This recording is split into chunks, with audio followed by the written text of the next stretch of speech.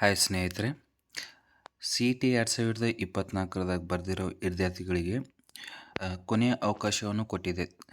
ಕೊನೆಯ ಅವಕಾಶ ಏನಂದ್ರೆ CET ಆನ್ಲೈನ್ ಅಪ್ಲಿಕೇಶನ್ ಹಾಕಿರುವಾಗ ನಿಮ್ಮ ಕಾಸ್ಟ್, ಇನ್ಕಮ್ ಮತ್ತು 371 RD ನಂಬರ್ ಏನಾದರೂ ತಪ್ಪು ಹಾಕಿದರೆ ಕರೆಕ್ಷನ್ ಮಾಡ್ಕೋರಿ ಅಂತ ಒಂದು ನೋಟಿಸನ್ನು ಜಾರಿ ಮಾಡಿದ್ದಾರೆ.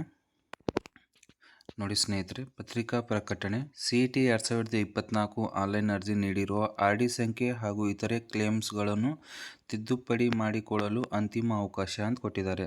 ದಿನಾಂಕ 9/5/2024 ಬೆಳಗ್ಗೆ 11ರಿಂದ 15/5/2024 ರಾತ್ರಿ 11:59 ತಿದ್ದುಪಡಿ.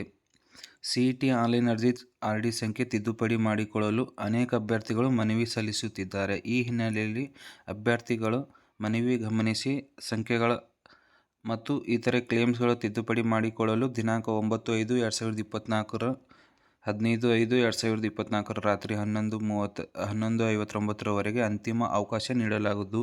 ಹೆಚ್ಚಿನ ವಿವರಗಳಿಗಾಗಿ ಈ ವೆಬ್ಸೈಟಿಗೆ ಭೇಟಿ ನೀಡಲು ಅಂತ ಹೇಳಿದ್ದಾರೆ.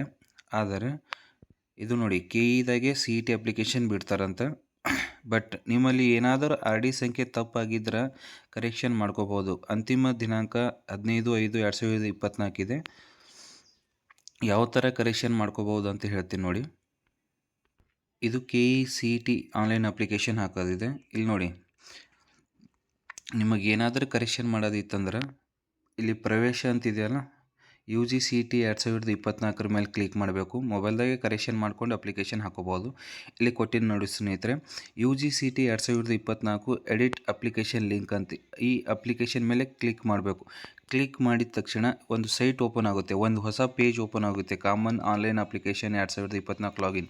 ನೀವೇನು ರಿಜಿಸ್ಟರ್ ಮಾಡಿರ್ತೀರ ಅದೇ ಪ್ರಕಾರ ಆಗಿರ್ತದೆ. ಇಲ್ಲಿ ನಿಮ್ಮದು ಅಪ್ಲಿಕೇಶನ್ ನಂಬರ್ ಹಾಕಬೇಕು, 3920 ಹಿಂಗೆ ಸಮಥಿಂಗ್ ಇರುತ್ತೆ ಅಲ್ಲ ಅದು, ಮತ್ತು ಹಾಕಿ ಪಾಸ್ವರ್ಡ್ ಹಾಕಿ ಇಲ್ಲಿ ಲಾಗಿನ್ ಮಾಡ್ಕೋಬೇಕು. ಲಾಗಿನ್ ಮಾಡ್ಕೊಂಡು ನಿಮ್ಮ RD ಸಂಖ್ಯೆ ಏನು ಕರೆಕ್ಷನ್ ಇದೆಯಲ್ಲ ಅದು ಕರೆಕ್ಷನ್ ಮಾಡ್ಕೊಂಡು ಪ್ರಿಂಟೌಟ್ ತಕ್ಕೊಂಡು ಇಟ್ಕೋಬೋದು. ಇದು ಅಂತಿಮ ಅವಕಾಶ ಇದೆ ನೋಡಿ ಸ್ನೇಹಿತರೆ. ಹೆಚ್ಚಿನ ವಿಡಿಯೋಗಳಿಗಾಗಿ ನನ್ನ ಯೂಟ್ಯೂಬ್ ಚಾನಲನ್ನು ಸಬ್ಸ್ಕ್ರೈಬ್ ಮಾಡಿ. ಧನ್ಯವಾದಗಳು ಸ್ನೇಹಿತರೆ.